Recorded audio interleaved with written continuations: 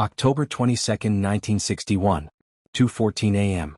The air in the Braddock Hotel's dining room was thick with smoke, stale whiskey, and quiet power. Ellsworth Bumpy Johnson sat alone at his corner table, a fortress of calm in the late-night hum. A half-finished plate of steak and eggs, a pot of coffee, and the day's Amsterdam news were arranged before him with geometric precision. His reading glasses were perched on his nose. In his hand, a gold-plated pen moved smoothly across a ledger, jotting numbers that represented the heartbeat of Harlem. Rents paid, debts forgiven, tributes collected. He did not look up when the front door opened. He did not look up when the conversation at the bar died, choked off mid-sentence. He did not look up when 3 sets of heavy footsteps, moving in grim unison, echoed across the checkered floor. The 3 men were silhouettes against the dim electric light, purpose in their stride. They wore long coats, though it was not cold outside. Their hands were empty, but the bulges under their armpits were not. They fanned out as they approached Bumpy's table, a tactical triangle of impending violence. Muggsy, the bartender, froze, a glass slipping from his soapy fingers to shatter in the sink. 2 late-night regulars, old-timers who'd seen everything, slowly slid off their stools and melted toward the kitchen door. Bumpy turned a page in his ledger. He adjusted his glasses. He took a slow, deliberate sip of coffee. The leader of the 3, a bull-necked man named Carmine the Hammer Rossi, stopped 6 feet from the table. His 2 flankers, younger, twitchier, hovered at his shoulders. For 10 full seconds they just stood there. The only sound was the scratch of Bumpy's pen and the distant wail of a police siren on 7th Avenue. This was the moment. The moment for threats, for demands, for the dramatic proclamation before the gunfire. Carmine's jaw worked. He'd rehearsed this. He was here to deliver a message from the Luciano family, a final, physical message. But Bumpy Johnson didn't look up. He simply reached over, calmly cut another piece of steak and brought it to his mouth, chewing thoughtfully. He made a small notation in the margin of his ledger. The silence became a physical force. It was disrespect of a magnitude Carmine had never encountered. It was a void where his authority was supposed to be. His hand twitched toward his coat. "Johnson," Carmine finally barked, the word cracking in the tense air. Bumpy's pen paused. He lifted his coffee cup, took another sip, and then, with a sigh of a man mildly annoyed by a distant fly, he finally acknowledged their presence. Not by looking at them. By speaking to the empty air just above his newspaper. "The Braddock serves breakfast until 4, Bumpy said, his voice a low, gravelly rumble, utterly devoid of fear. "If you're here to eat, sit down. If you're here on business, you're late. My book's close at 2. Carmine blinked, his script demolished. He'd expected fear, bravado, negotiation, a reaction. He was not prepared for utter, dismissive indifference. "You know why we're here," Carmine growled, recovering. "I know a lot of things," Bumpy replied, his eyes still on his figures. "I know the price of butter just went up. I know Officer O'Malley on the 28th precinct has a new baby. And I know 3 Stronzos from downtown who just made the worst mistake of their very short futures walked into my hotel." He tapped a column of numbers with his pen. "But I don't know which of those things is most important to you." One of the young gunmen, fueled by adrenaline and the insult, lost his nerve. His hand dived into his coat. "Enough talk." In a motion so fluid it seemed rehearsed 1,000 times, Bumpy's left hand disappeared below the table. There was no dramatic flourish. No shouted warning. Just a single deafening boom that shook the china on the table. The young gunman screamed, clutching his leg as it buckled beneath him, a .45 caliber hole blossoming red through his trousers. He crashed to the floor, his own gun skittering away under a nearby table. Bumpy's hand reappeared, placing a smoking Colt M1911 pistol on the tablecloth beside the coffee pot. Then and only then did he look up. His eyes met Carmine's. They were not the eyes of a killer in a rage. They were the eyes of a librarian who just found a book misplaced. Annoyed, weary. "I said," Bumpy repeated, his voice still dangerously calm, "my books are closed." The second gunman was frozen, his hand stuck inside his coat. Carmine's face was a mask of purple fury and dawning, terrible understanding. Bumpy pushed his ledger aside, folded his newspaper neatly, and removed his glasses. He looked at the moaning man on the floor, then at Carmine. "You tell Joe Luciano," Bumpy said, the name dropped like a stone. "You tell him Harlem's books are written in my ink. You can send men to read them. But you send men who can't read." He gestured slightly with his chin toward the bleeding gunman. "They get the punctuation." He picked up his pistol, not aiming it, simply holding it. "Now, You have 5 seconds to carry your trash out of my dining room before I call an ambulance for one and a coroner for two. Carmine, a man who'd broken knees for a living, found himself taking a step back. The power had never been his. It had been sitting at this table the whole time, eating steak and doing accounting. He nodded at his other associate. Wordlessly, they hauled their wounded companion up, dragging him toward the door, a trail of blood smearing the clean floor. Bumpy watched them go. He pulled a crisp white handkerchief from his breast pocket and carefully wiped a speck of gunpowder residue from the back of his hand. He signaled to Muggsy, still paralyzed behind the bar. "Muggsy, get someone to clean that up. And bring me a fresh pot of coffee. This one's gone cold." He put his glasses back on, reopened his ledger and returned to his numbers. As if nothing had happened. But something had happened. In 3 minutes, without ever leaving his seat, Bumpy Johnson had turned a hit into a humiliation, a show of force into a lesson in control. He hadn't just won a confrontation. He had rewritten the rules of engagement on the spot. To understand how such a thing was possible, to understand why 3 armed killers became errand boys in his presence, you have to rewind the clock. You have to go back to the source of Bumpy's unshakable power. You have to go back to 1961, to a war not of bullets but of banks, and to the moment Bumpy Johnson realized the Italian mob had made a fatal error.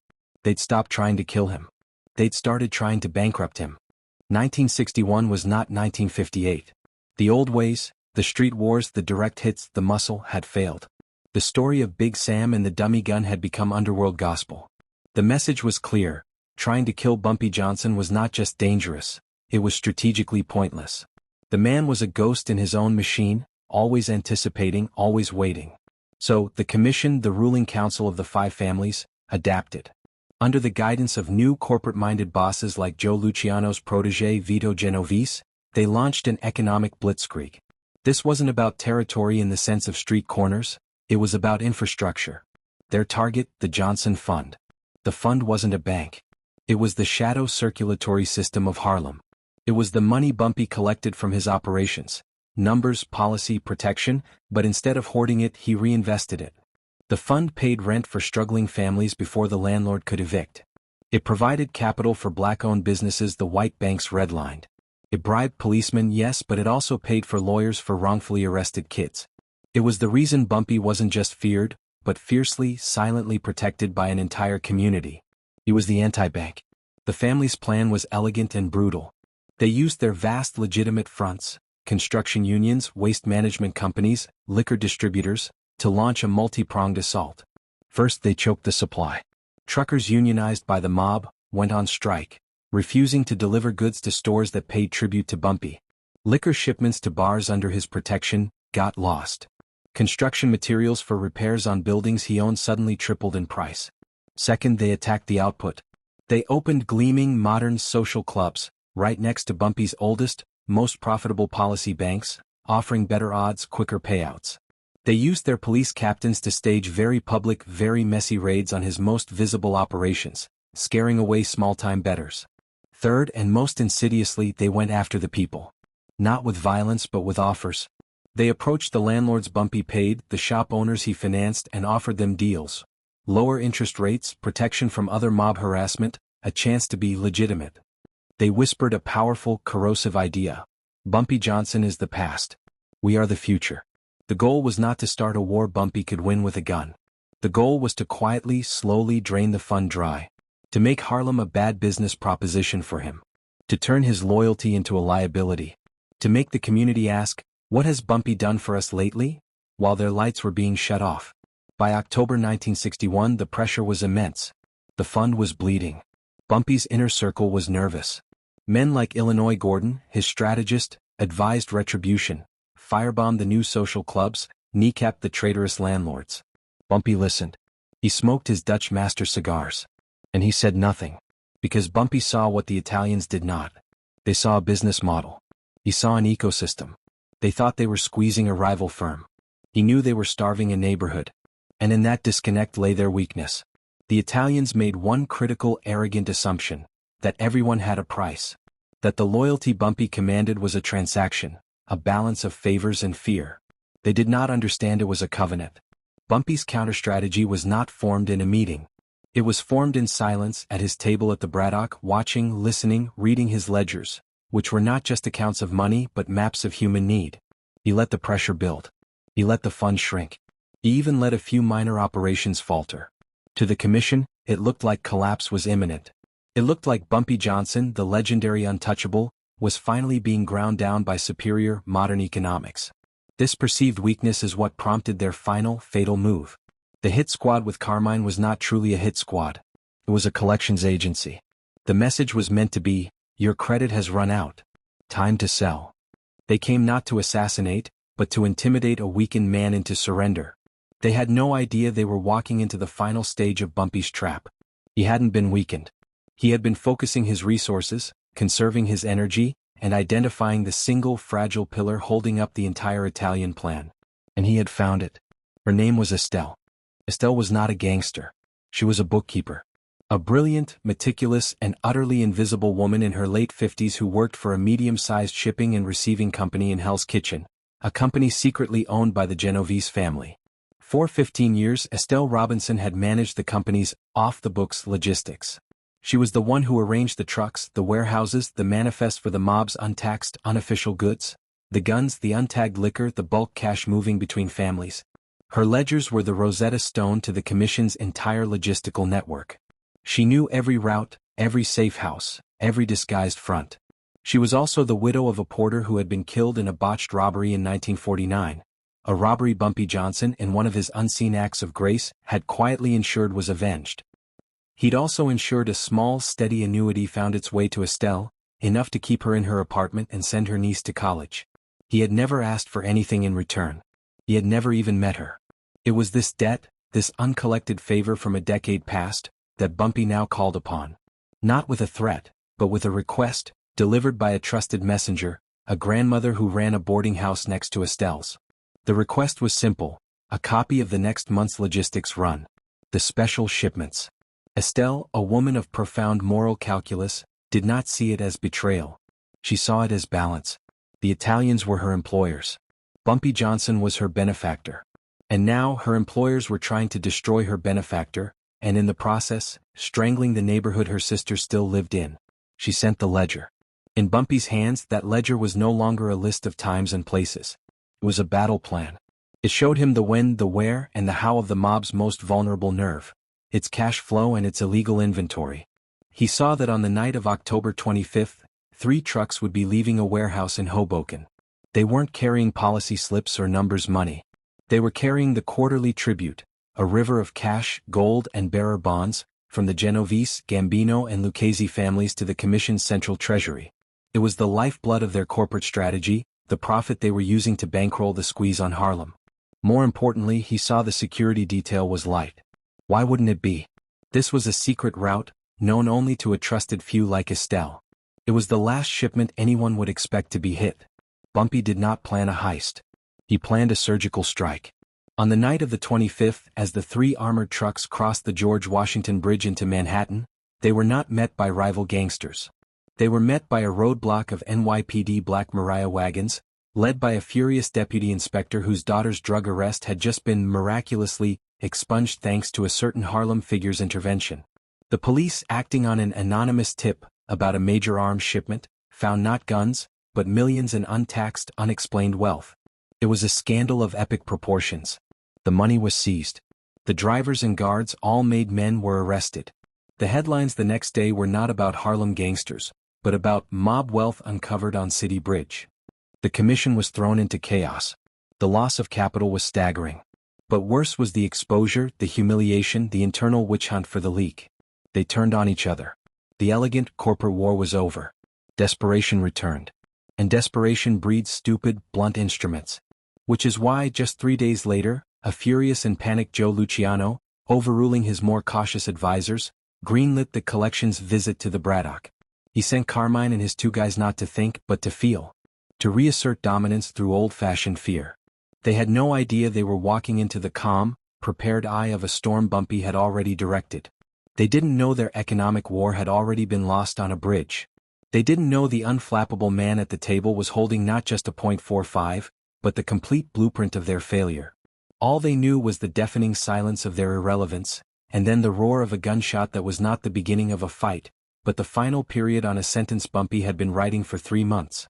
After the coffee was cleaned and the fresh pot poured, after the last trace of blood was scrubbed from the Braddock's floor, Bumpy Johnson closed his ledger. He didn't go home. He took a walk. He walked the pre-dawn streets of Harlem as he often did. The stoops were empty, the lights in the apartments mostly off. He was alone with the sounds of the city breathing. He stopped outside a modest brownstone on 138th Street, the home of Estelle's sister. He looked up at the dark windows for a moment, then moved on. He ended up at the entrance of a small, struggling soul food restaurant on Lenox Avenue. The owner, a man named James, was inside, already prepping for the day despite the hour. James had been one of the first to receive a better offer from the Luciano fronts. He had refused. Last week, his flour and grease deliveries had stopped. Bumpy didn't go in. He slid a thick envelope stuffed with cash from his own pocket through the mail slot in the door. He turned and walked away before James could see him. This was the calculus the Italians never understood. Power wasn't just about taking a percentage. It was about assuming responsibility. Bumpy hadn't just protected his business that night at the Braddock. He had protected James's restaurant, Estelle's family, the bartender Muggsy's job, the sanctity of the entire fragile network. When the sun rose on October 23rd, 2 stories spread through New York. The official story in the whispers of the street was of Bumpy Johnson's cold, terrifying calm, of how he shot a man without breaking eye contact with his ledger. It bolstered the myth. But the deeper story, the one that mattered, traveled in hushed tones in kitchens and back offices. It was the story of the Hoboken seizures. The mob's money was gone. Their sophisticated plan was in ashes. And Bumpy Johnson, the man they thought they were cornering, had not only known about it, he had orchestrated its destruction from his breakfast table. The lesson was more profound than the one taught to Big Sam. This wasn't just about loyalty, it was about scale. The Italians thought in quarters and profits. Bumpy thought in blocks and generations. They used ledgers to count money. He used ledgers to weigh souls. A week after the Braddock incident, a single, unmarked envelope arrived at Joe Luciano's social club in Little Italy. Inside was not a threat. It was a photostat copy of a single page from Estelle's ledger, the page detailing the Hoboken shipment, with one line circled in red ink. Beneath it, in Bumpy's precise handwriting, was a note. "You audit my books. I audit yours. My accountant is better. Let's keep the peace. E.J." There was no follow-up. No bragging. No war. The economic siege of Harlem ended as quietly as it began. Truck deliveries resumed. The new social clubs suddenly developed licensing issues and closed. The pressure vanished. The commission never formally acknowledged the retreat. But they never sent another collector, another negotiator, or another gunman to Harlem for the remainder of Bumpy's life. They had learned the hardest lesson of all. You cannot defeat a man who fights for something bigger than money, who commands a loyalty that cannot be bought, and whose patience is a weapon sharper than any blade. Bumpy Johnson died in 1968, of a heart attack, in the arms of his wife at Wells' restaurant. He died clean, free and undefeated. The story of the 3 gunmen at the Braddock is remembered as a testament to his nerve. But the real story is what happened before they ever walked in. It's the story of a silent war won with a bookkeeper's ledger, a widow's memory, and a walking boss's understanding that true power isn't shown in the moment you look up. It's shown in the moments when you don't have to. So, what's the takeaway from a night like that? What's the lesson buried in the smoke and the cold coffee and the single, precise gunshot? We often glorify the flashy violence, the loud confrontations. But Bumpy Johnson's real genius was in the quiet. It was in the preparation that made the violence minimal and decisive. He didn't win because he was tougher than Carmine. He won because he was smarter than Genovese. He won in the shadows weeks before by understanding a simple truth. Everyone depends on something. Find that thing and you own the situation. The Italian mob depended on secrecy, logistics, and a corporate structure. Bumpy found the seam in their armor, Estelle, and pulled one thread. The whole tapestry unraveled. The 3 gunmen? They were just the echo of the explosion that had already happened. They were ghosts trying to haunt a man who had already buried their masters. That's the mindset. That's the strategy. Don't fight the army at your gate. Poison their well 100 miles away. Don't react to the threat. Make the threat irrelevant before it's even made. Bumpy proved that the most powerful person in the room is rarely the loudest or the one with the most guns. It's the one who has already solved the problem everyone else is just realizing exists. It's the one who can eat his steak while the world burns down around his enemies.